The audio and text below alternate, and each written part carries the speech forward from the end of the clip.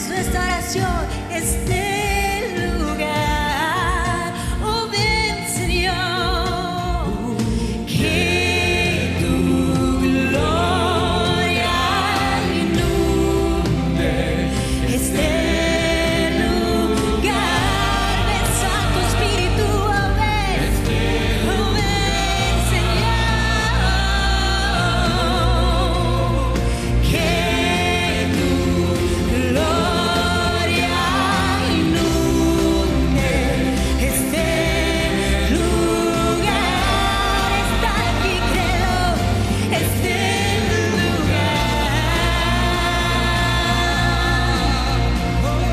Que tu gloria inunde este lugar. Este lugar, oh, mi ser quiere más de tu amor, de tu corazón. Mi ser ande por tu espíritu, por tu santidad.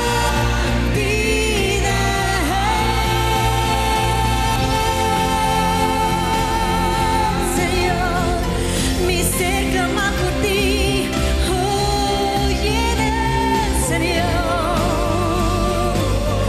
con tu agua fresca, con tu río, oh ven Señor,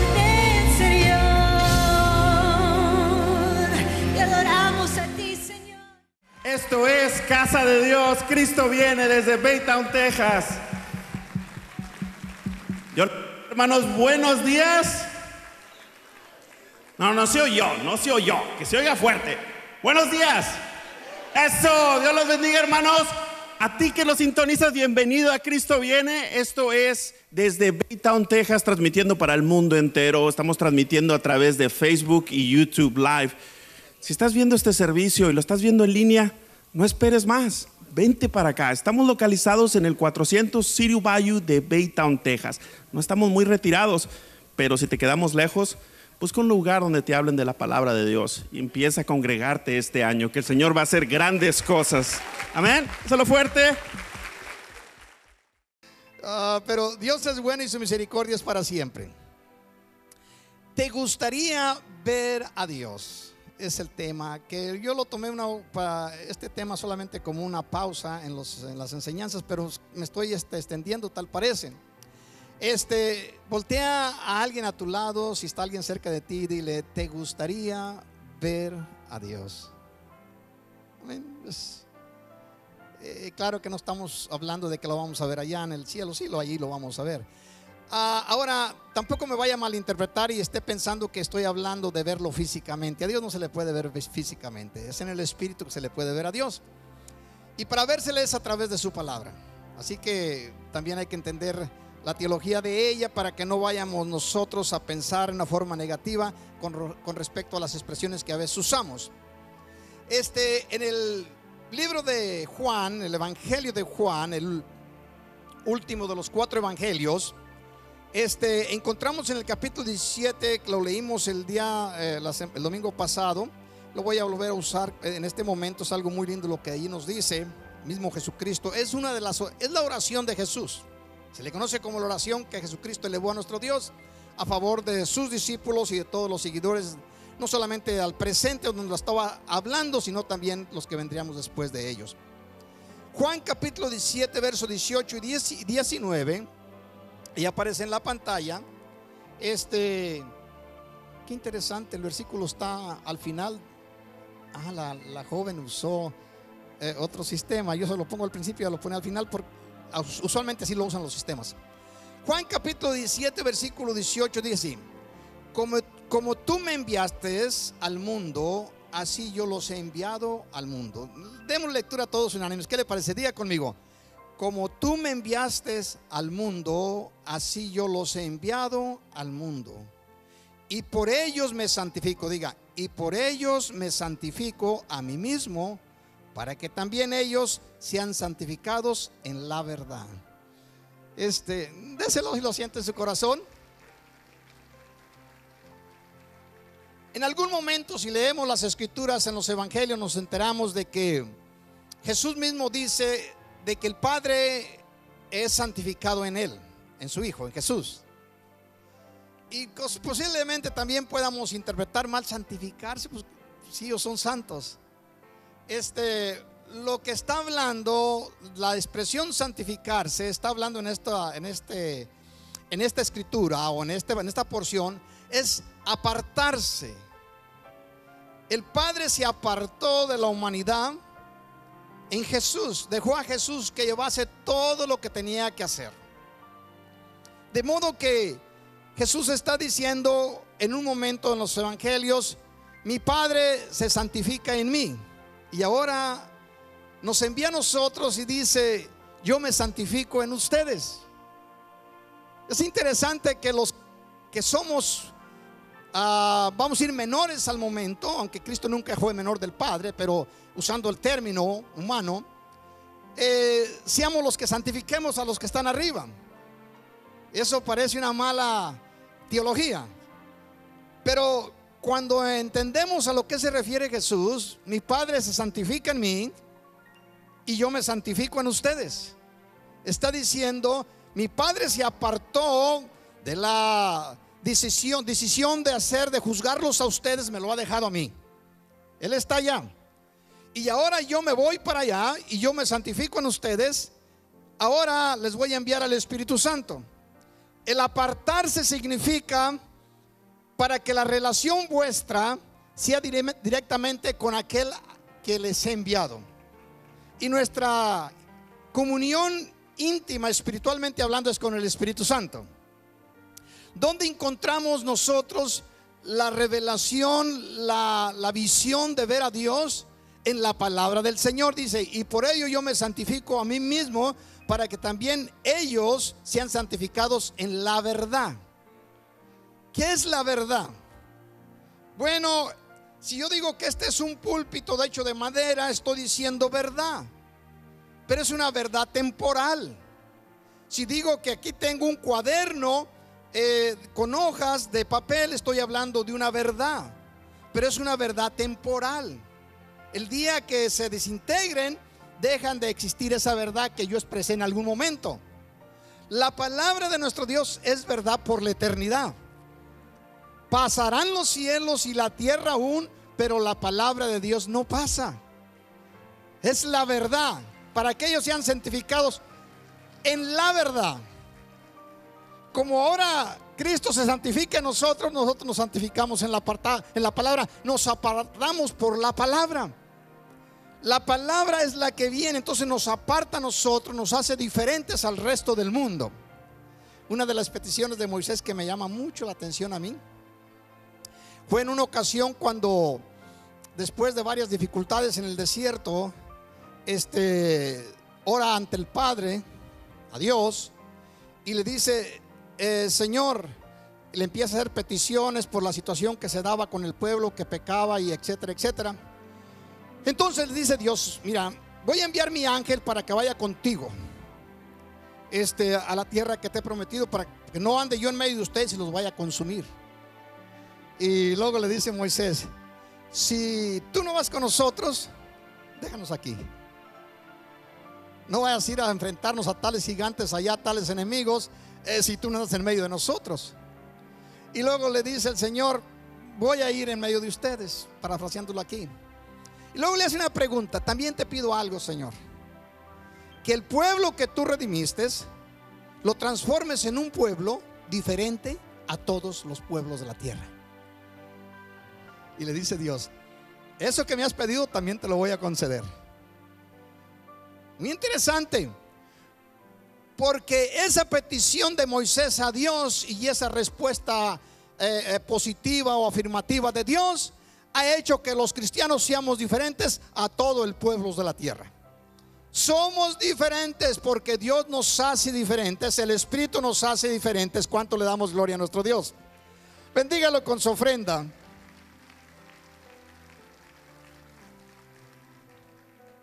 Antes que el mundo físico y el mundo espiritual pueda creer que lo que usted y yo hablamos es una verdad, cuando hablamos de las cosas divinas, primeramente se requiere que usted y yo creamos que lo que hablamos es verdad. Espero que me pueda entender lo que trato de decir. Desde muy temprana edad recuerdo yo haber escuchado a una persona decir esto: si a alguien le interesa ser vendedor y si vende un producto, lo primero que ese vendedor tiene que hacer es creer que el producto que vende es bueno y que ese producto hace todo lo que él habla. Porque una persona que vende algo y no cree en ese algo que vende, que es lo que está, que es lo que es y hace lo que él dice, entonces es un fracaso para el vendedor. Porque para usted poder vender algo, necesita creer que es algo, es bueno, es lo que usted dice que es.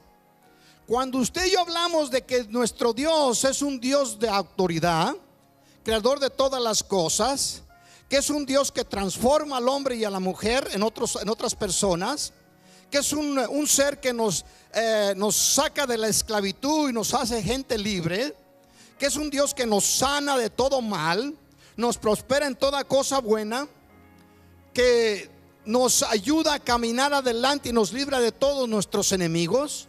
Cuando usted y yo lo hablamos y lo predicamos con alegría y emoción, debemos de creer que eso es cierto.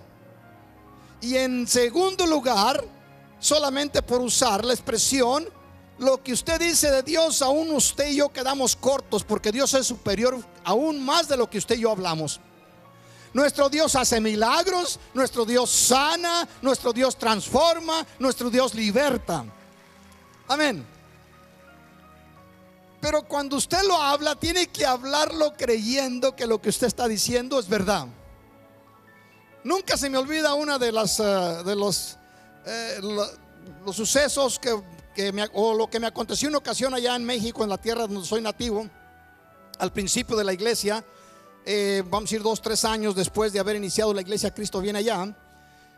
Se me acerca el pastor de la iglesia, nuestro hermano José Luis, que usted ya conoce, viene aquí con nosotros. Nuestro hermano Martín aquí está, es hermano de nuestro hermano Chen, mi hermana Carmela, no sé si habrá más.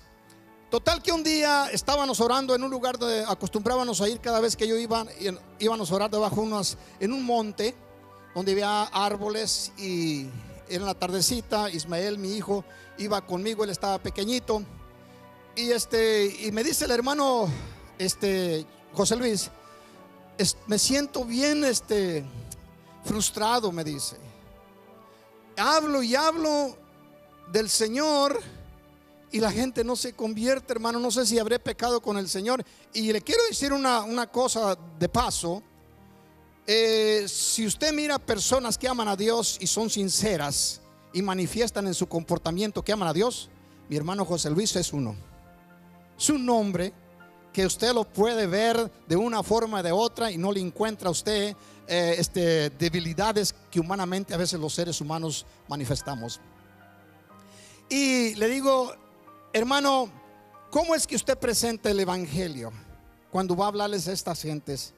Y le dice, pues como se nos ha enseñado, como lo vemos en las escrituras. Le dije, ¿le parece que vayamos mañana, ya en la tarde, ese día? Mañana vamos a visitar a familia y le vamos a hablar de Cristo, le vamos a hablar del evangelio. Dice, busque la familia que usted desee. Dice, pues voy a ver esta, y vamos a ver una de estas familias. Busque la más difícil que usted considere. Y ya me mencionó una de ellas. Dice, el otro día fuimos, llegamos con ellos, les presentamos el evangelio, y la familia, al menos la mamá, una de las hijas, aceptaron a Cristo como su Señor y Salvador. Cuando regresamos, mi hermano José Luis me dice, ¿por qué conmigo no lo hicieron? Le digo, porque usted tiene que creer que al momento que usted predique el evangelio, el evangelio se va a encargar de hacer las cosas. Porque si usted lo duda, no puede haber autoridad o poder en el evangelio.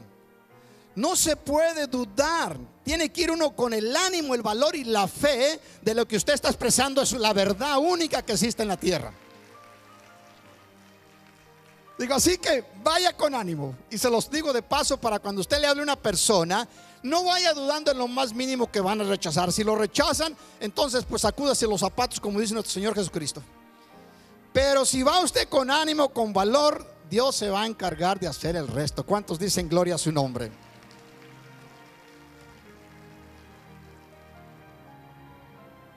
Entre más se revela el verbo de Dios a nuestro corazón, el verbo, la palabra de Dios, entre más miramos al Dios plasmado en esa palabra divina eterna, más libertad tenemos nosotros para hacer lo que el Señor nos ha encomendado.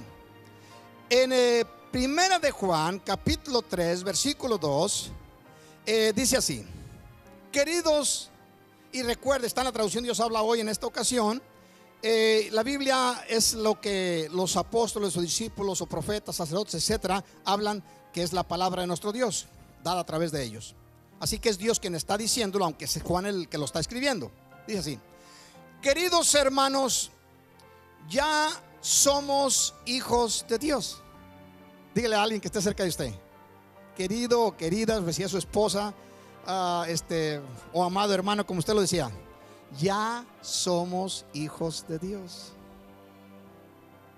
No cuando lleguemos al cielo vamos a ser hijos de Dios. Ya somos hijos de Dios. Si usted ya aceptó a Cristo como su Señor y Salvador, usted ya es un hijo o una hija de Dios. Amén.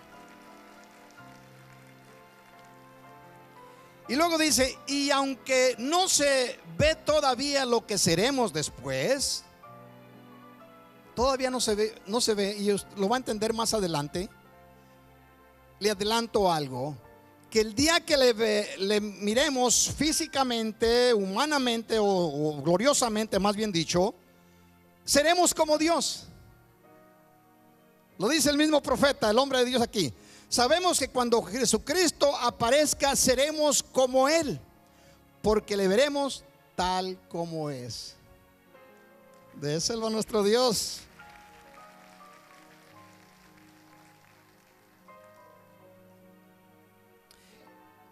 Cuando usted y yo, antes de venir a Cristo, la Biblia dice que éramos esclavos. No interesa lo que la gente diga. Toda persona que no ha recibido a Cristo y no lo ha aceptado como su Señor y Salvador es un esclavo. Y no es un esclavo de Dios, es un esclavo del enemigo, al que usted y yo conocemos como el diablo, que significa el traidor o el contrario más bien. Toda persona, no interesa qué calidad de vida tenga, qué condiciones económicas, sociales, qué conocimientos humanos o académicos, no interesa la condición en la cual se encuentre, humanamente hablando. Si no ha aceptado a Cristo como su Señor y Salvador, Dios dice que es un esclavo. Así lo dice Dios. Usted y yo, si el Señor tarda en venir, vamos a dejar esta tierra y vendrán otras generaciones, y lo mismo que dijo Dios hace miles de años lo sigue diciendo ahorita y se cumple por toda una eternidad. Toda persona que no quiera recibir a Cristo por X razón es un esclavo según Dios, y lo que dice Dios permanece para siempre. Es un esclavo. Pero cuando usted y yo recibimos a Cristo como nuestro Señor, vinimos a ser hijos de Dios, y en el futuro seremos como Dios. Va a decir: pastor, ¿no estará usted hablando de una forma muy exaltada, muy elevada, el ser como Dios? Claro que seremos como Dios. El Hijo es como el Padre, y lo que hace el Padre hace el Hijo. De igual manera lo dice la Escritura. De modo que mientras usted y yo lleguemos a ese lugar de ser como Dios, cuando le veamos como Él nos ve, en el proceso tomemos el término medio. No somos esclavos porque recibimos a Cristo. ¿Cuántos dicen amén? Y no somos aún Dios porque todavía no le vemos como Él nos ve en este momento. Pero al proceso no somos esclavos ni somos Dios, pero somos hijos. Somos hijos de Dios. Somos hijos de Dios. En el Evangelio de Juan 14:12, escuche lo que dice nuestro Señor Jesucristo. De cierto os digo, el que en mí cree. ¿Cuántos creen en Cristo? Muy bien. El que en mí cree, las obras que yo hago, Él las hará también. Y aún mayores hará, porque yo voy al Padre.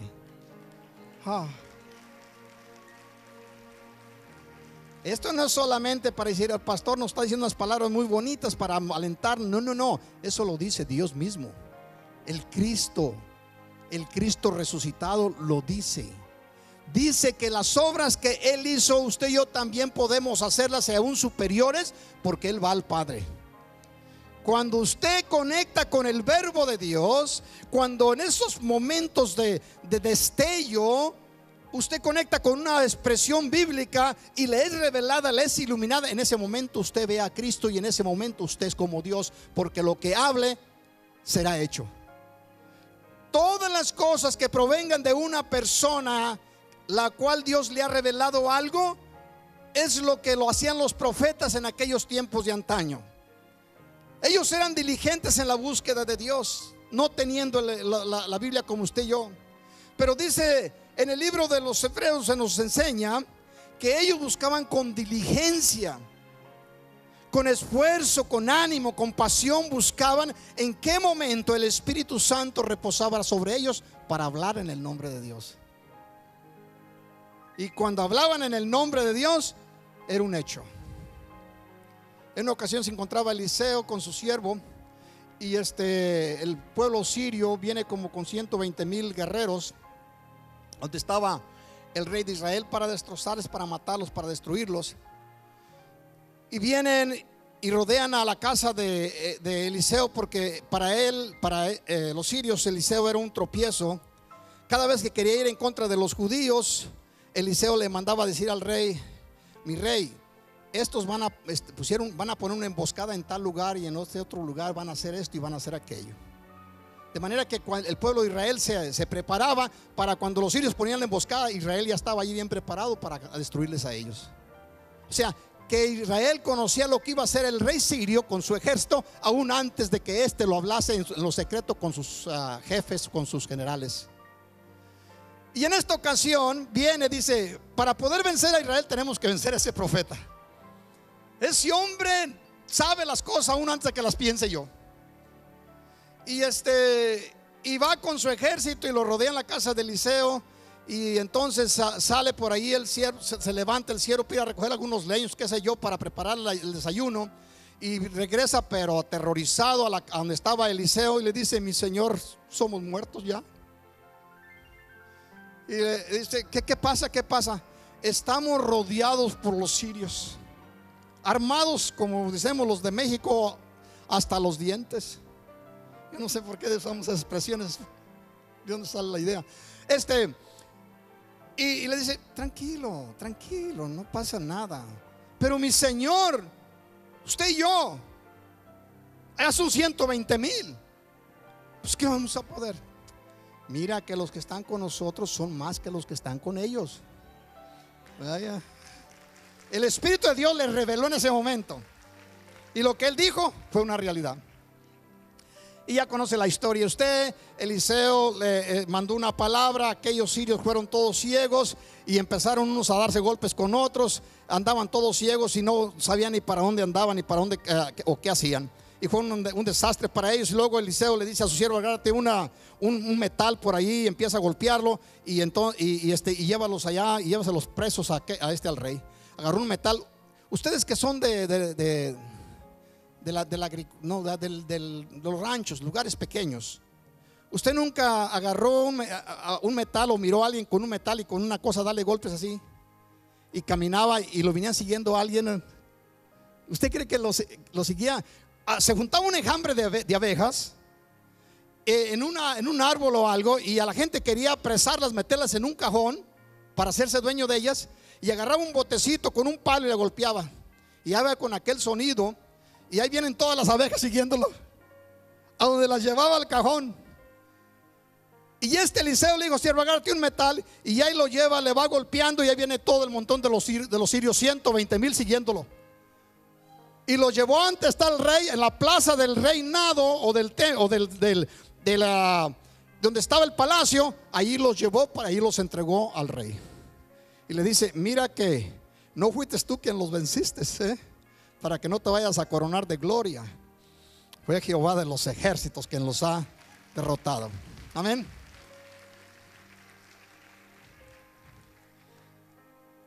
Isaías, el versículo que usé la semana pasada, porque quiero llegar a un lugar donde usted va a ser bendecido. Isaías capítulo 42, versículo 7. Dice así,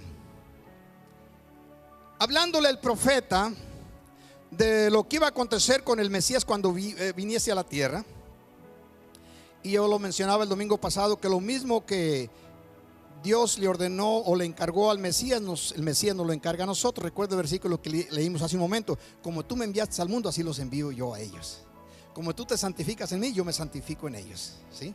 Isaías capítulo 42, versículo 7. Esto quiero de ti, le dice al Mesías, que abras los ojos de los ciegos. Diga usted: que abramos los ojos de los ciegos, que le hablemos al pecador de Cristo. Le conviene al mundo que no ha escuchado el evangelio, que no ha aceptado a Jesucristo, le conviene aceptar a Cristo. Nuestra vida aquí en la tierra, como dice Job, es como un correo, va deprisa, va velozmente.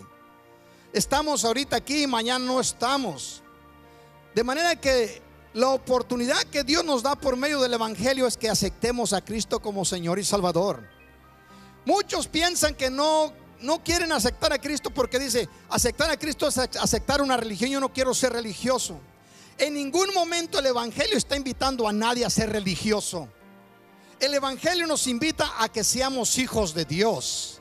Tenemos la oportunidad de convertirnos en hijos e hijas de Dios, ¿sí? Y luego dice: hagan esto. Es la encomienda de Dios a Jesús, es la encomienda de Jesús a nosotros, que abramos los ojos de los ciegos.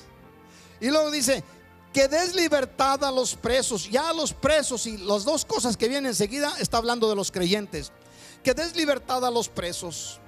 Aquellos que son creyentes, ya me aceptaron, son mis hijos, pero todavía están atados por ciertas prácticas, ciertas culturas, tradiciones, ciertos hábitos.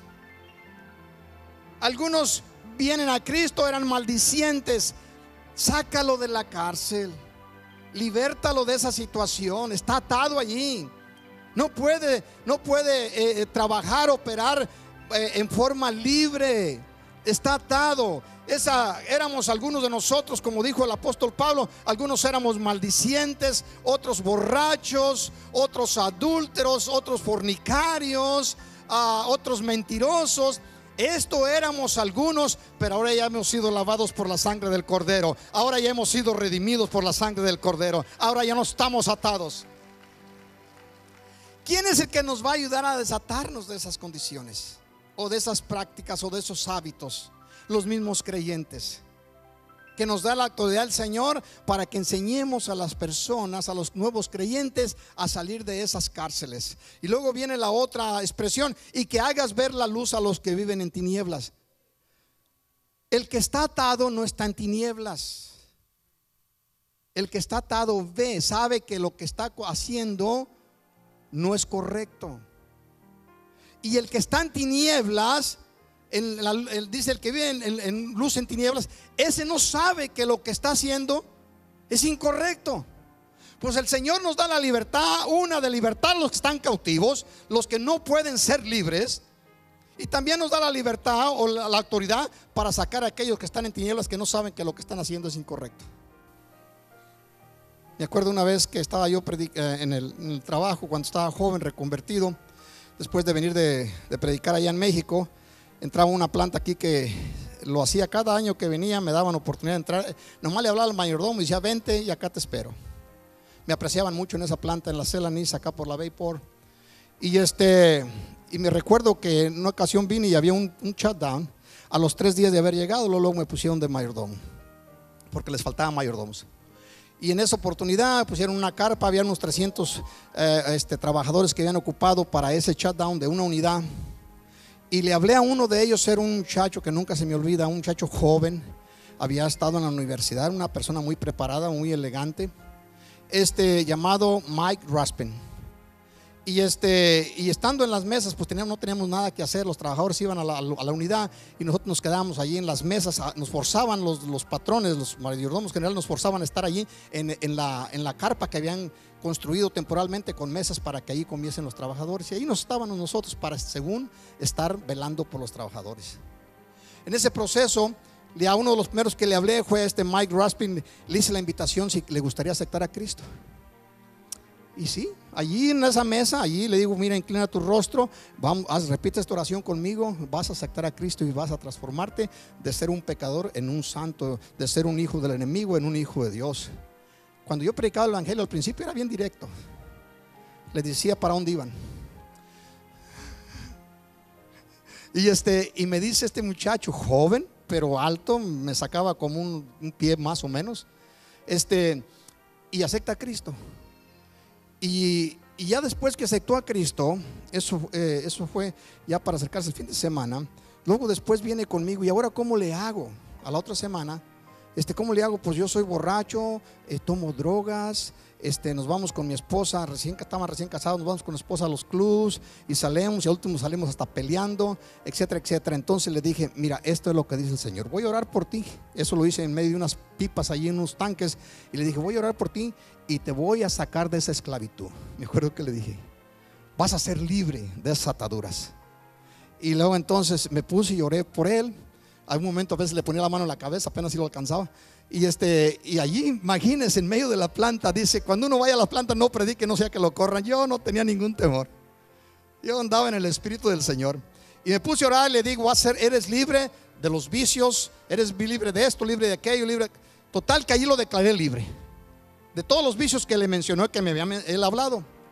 Y al final de la semana, todo bien contento, dice, ¿sabe qué? No me va a creer nada Ismael. Dice, Mari, me decía Mari, no me va a creer. ¿Qué es lo que no le voy a creer?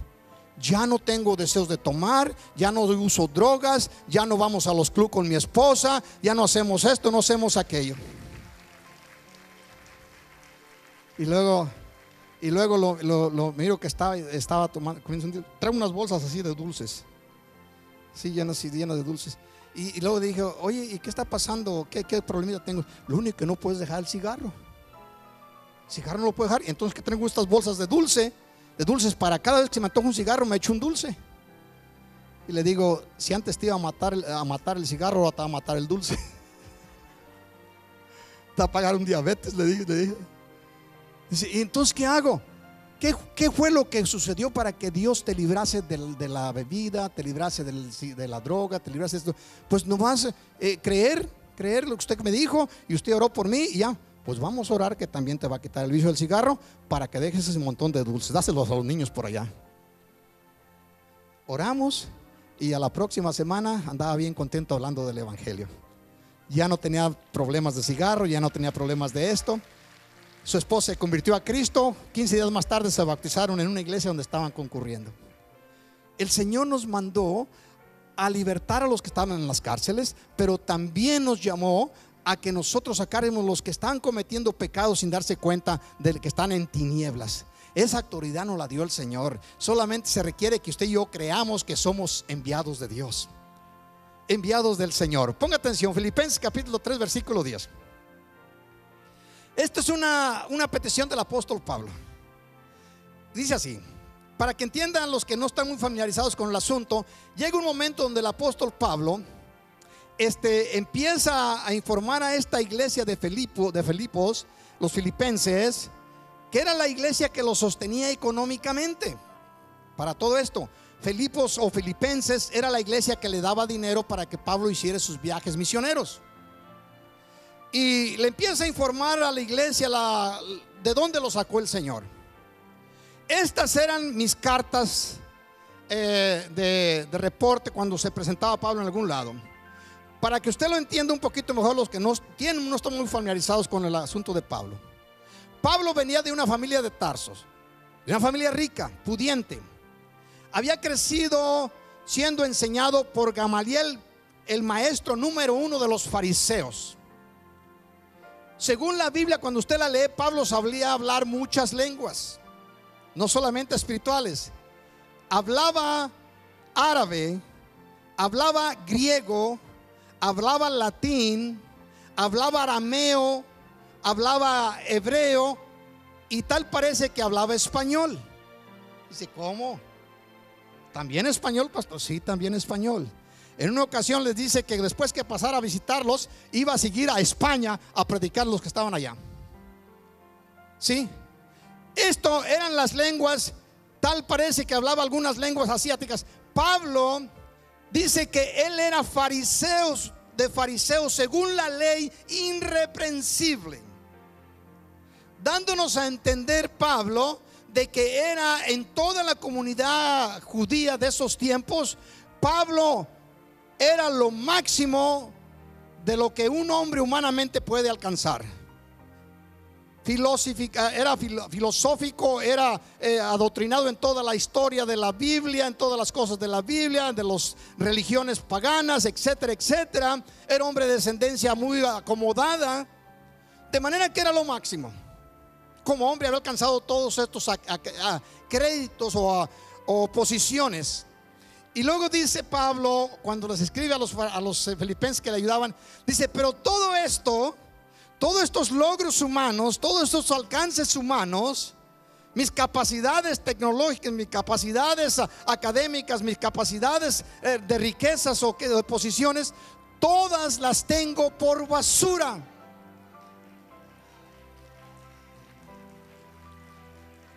Y luego dice, ¿por qué razón? Dice, a fin de conocerle.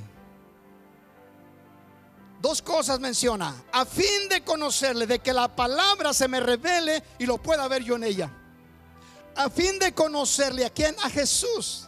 Y luego dice, y el poder de su resurrección. Dos cosas pide Pablo: conocer, ver a Jesús y ver el poder de la resurrección. ¿Por qué el poder de la resurrección? Ponga atención.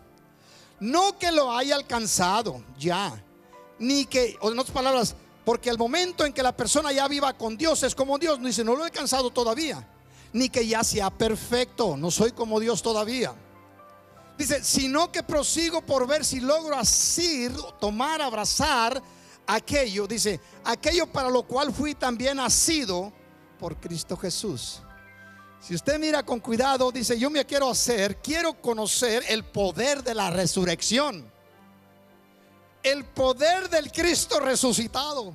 Si cuando anduvo en vida hizo cosas sobrenaturales, cuánto más ahora que está resucitado. Amén. ¿Pudo Pablo conocer el poder de la resurrección de Jesucristo? En momentos lo logró alcanzar, como cuando predicaba. Pablo era un hombre que predicaba largamente, ¿sí? Cuando él se puso a predicar en una ocasión en una casa, empezó temprano tardecito en el día, pero eran todavía las 12 de la noche y todavía seguía predicando.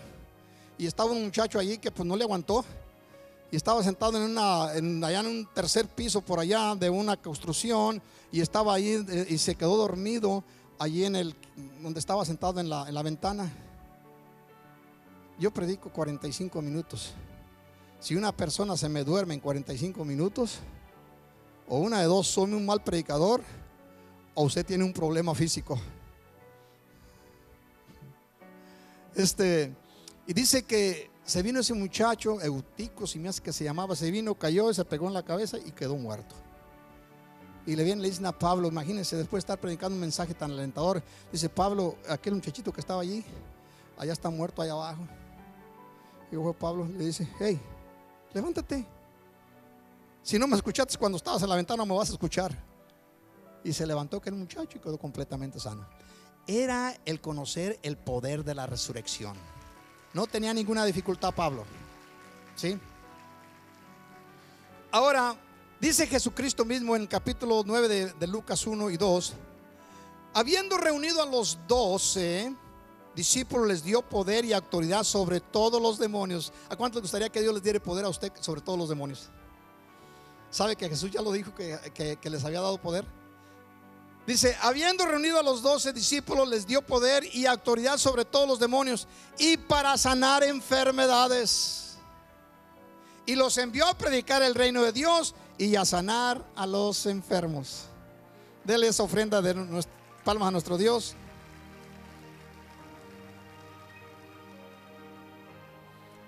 Si usted y yo no tenemos autoridad o no echamos fuera demonios cuando estos se presenten, o no sanamos a los enfermos, es porque no andamos predicando el evangelio.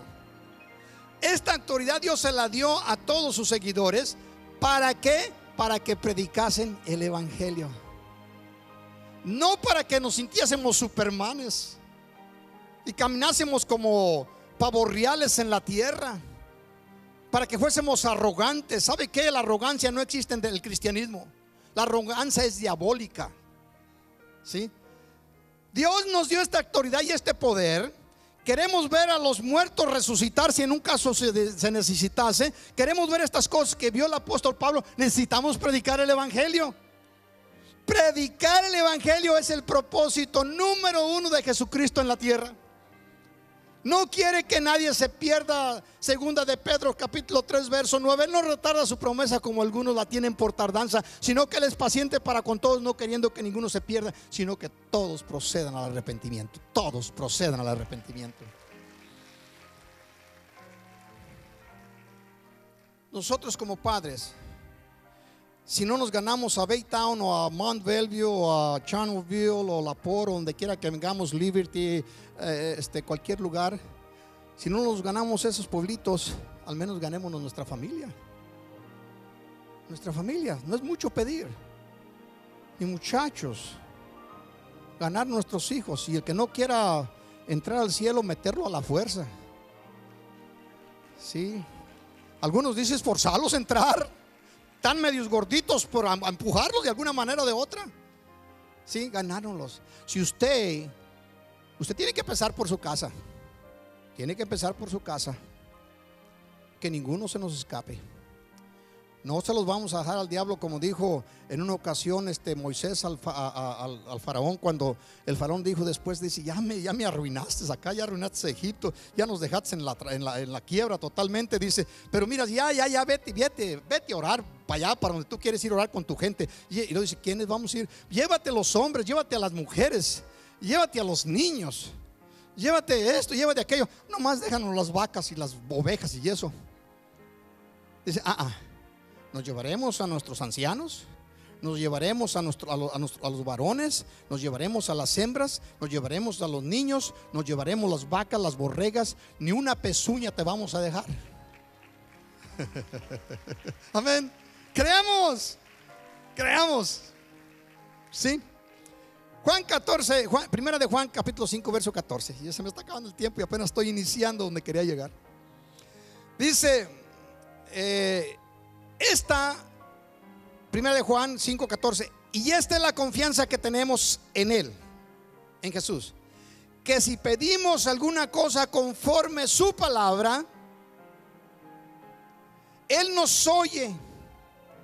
Y si sabemos que Él nos oye en cualquier cosa que pidamos, sabemos que tenemos la petición que le hayamos hecho.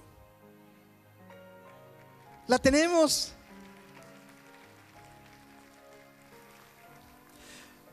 Es muy interesante cuando nosotros hablamos de algunos eventos bíblicos. Por ejemplo, uno de ellos que me llama la atención y lo traigo a memoria: se encuentra Salomón con cientos de miles de judíos ofreciéndoles holocaustos al Señor, que fueron miles y miles y miles de holocaustos. Y después de esa ofrenda tan elevada, tan dada por el pueblo con tanto agradecimiento, con tanta gratitud, porque habían construido el templo. El templo estaba hermosísimo según la historia bíblica. Las paredes en el lugar santo y santísimo estaban coronadas de oro. Usted imagínense, los escalones eran de plata, etcétera, etcétera. Una maravilla. Y entonces al otro día, estando Salomón en meditación con el Señor, le aparece el Señor y le dice: pídeme lo que quieras que te dé. Y nosotros admiramos la petición de Salomón. Dice: qué hombre. Y dice Salomón: dame sabiduría. Y luego le dice Dios: por cuanto no me pediste riquezas, ni gloria, ni a tus enemigos, te daré lo que me has pedido, y también te daré todas estas cosas. Amén. Y nosotros, qué inteligente Salomón. Pero escúcheme, cuando usted se presenta ante nuestro Dios, espero que todos los días, muchas veces usted y yo le pidemos al Señor las cosas. Le pidemos las cosas y no le pidemos la sabiduría, como lo hizo Salomón. ¿Qué es sabiduría? Es la revelación de su palabra. Es la palabra, la revelación, la visión es la sabiduría de Dios. Y si usted y yo le pidemos la sabiduría a Dios y nos revela su palabra, entonces tendremos todas las demás cosas. Todas las demás cosas. De manera que admiramos a Salomón por su petición, pero no hacemos lo mismo que él hizo. No de ofrecerle muchos sacrificios. Aquí no tenemos más que un perro por ahí, flaco por ahí. Pero él tenía muchos ganados. No se trata del sacrificio que Salomón, se trata de la petición. Y el Señor nos está diciendo que en Jesucristo usted y yo le podemos pedir cualquier cosa y Él nos la concede. Y sabemos que si le pedimos a nuestro Dios conforme a su palabra, tendremos lo que le pidamos, porque sabemos que Él nos escucha. Amén. Bendiga a nuestro Dios. Ya me queda 1 minuto y algo. Después voy a decir este versículo, aunque sea a menos este versículo. Y antes de mencionarlo, quiero que entienda esto. Usted, según Dios, en el momento en que usted lo recibió a Cristo como Señor y Salvador, usted es hijo de Dios. Usted es hija de Dios. Y nosotros tenemos una estima muy baja de lo que significa ser hijo o hija de Dios. Sí creemos en nuestra alma que somos hijos de Dios, y es verdad que lo somos, pero Dios quiere que lo creamos en nuestro espíritu, que nos movamos en la tierra como lo que Dios dice que somos, hijos de Dios. ¿Cómo se puede ser pastor? Creyendo en su palabra y empezar a practicarla, empezar a creer que lo somos. Una de las tragedias que acontecen en una persona de autoridad en la tierra, en posición, es que sus hijos no crean de quién son, quién es su padre. Recuerdo en una de las historias, George Bush, el hijo, presidente de Estados Unidos, en una ocasión tiene 2 hijas, sus hijas teenagers. Por ahí las encontraron en una cantina bebiendo el licor con los amigos. Y se hizo una historia aquí en Estados Unidos que ya tumbaba al presidente. El Bush ya lo traían cerquita. Y era porque sus hijas andaban haciendo cosas inapropiadas en un lugar donde no es apropiado para que un hijo de una persona de ese nivel ande. Entonces tuvieron que aprender que no era la forma correcta de representar a su padre. Usted y yo, como hijos de Dios, tenemos que pensar y actuar como lo que dice Dios que somos, hijos de Dios, hijas de Dios. Actuar como tales. Eso es lo que dice el Señor. Piensa de ti como Dios dice que eres. Eres hijo de Dios, eres hija de Dios. Cualquier necesidad, deja que Dios se encargue de ella. Deja que Dios, pon tu confianza en el Señor, y las cosas van a ser transformadas en ti, en mí y en todos los que creemos en el Señor. Isaías 59, 1 y 2, y termino. He aquí que no se ha cortado la mano de Jehová para salvar, ni se ha agravado su oído para oír. Y luego dice una cosa muy interesante que nos separa de la comunión con el Señor. Pero vuestras iniquidades han hecho división entre vosotros y vuestro Dios, y vuestros pecados han hecho ocultar de vosotros su rostro para no oír. Esas cositas que nos tienen atados como si estuviéramos encarcelados o anduviéramos en tinieblas, Esa es la que Dios nos ha enviado para sacar los que están esclavizados allí atados y los que están en la oscuridad. ¿Para qué? Para que no haya esta dificultad entre nuestro Dios y nosotros. Para que usted y yo podamos cumplir con el propósito divino por el cual Dios nos creó, nos alcanzó, nos salvó. Para que usted y yo lo representemos. Termino con esta expresión. Estaba Jesús en la cruz del Calvario, en el momento que podríamos decir humanamente más crítico de la historia de Jesús y de cualquier otro hombre. Podríamos ir en lo más bajo humanamente. En la cruz del Calvario estaban unos soldados que se encargaban de que los que estaban alrededor no lo fueran a destrozar y no cumplirse así la ley de Roma, de llevar el castigo como estaba establecido. Y estaban estos hombres allí, y uno de ellos, un soldado, cuando Jesucristo cumplió con su propósito por el cual vino a la tierra, o fue enviado por Dios, dijo estas palabras: consumado es, se ha terminado. Y aconteció algo en la tierra, y entonces aquel soldado dijo, verdaderamente, postrándose dijo, verdaderamente Él es Hijo de Dios. Si tienes anhelo de venir al altar y darle gracias a nuestro Dios, o pedirle por alguna cosa que deseas, que necesitas, siempre que lo hagas, hazlo en fe, creyendo. Es bueno que usted y yo hagamos movimientos cuando se nos invita a acercarnos a Él. Hemos disfrutado del pan y del vino que Jesucristo nos recomendó que hiciéramos mientras Él retornaba. Y solamente los santos lo pueden hacer, o tienen el derecho de hacerlo. Usted lo ha hecho. Cuando digo santos es porque usted aceptó a Cristo. Y en el momento que una persona, hombre o mujer, acepta a Cristo, Dios lo santifica, lo aparta, lo separa para Él, para su reino, y le da el honor y la oportunidad de poder disfrutar en la forma simbólica del cuerpo y de la sangre de su Hijo Jesús, quien en este momento está a su diestra. Te adoramos, Padre. Ahí hablando con Él, platicando o pidiéndole conforme lo sientes en tu corazón, mientras el grupo nos ayuda con una estrofa y adoramos al Dios que está aquí en medio de nosotros. Adóralo unos momentos. Dale gracias porque te ha escogido para que seas grande en la tierra y en los cielos. Te ha escogido para que seas su tesoro, su heredad, lo dice Él en su palabra. Eres lo más valioso de la tierra, pueblo. Eres lo más valioso de la tierra. Así lo dice Dios, y así es. Sediento de ti,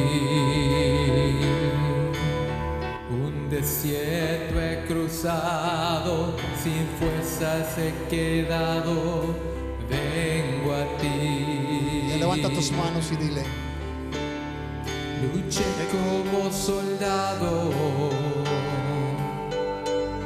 y a veces sufrí. Aunque la lucha he ganado, mi armadura desgastado, vengo a ti. Lo cansado del camino, cansado del camino, sediento de ti. Un desierto he cruzado, sin fuerzas he quedado, vengo a ti. Luché como soldado, luché como soldado, y a veces sufrí. Aunque la lucha he ganado, mi armadura desgastado, vengo a ti. Sumérgeme, sumérgeme en el río de tu espíritu. Necesito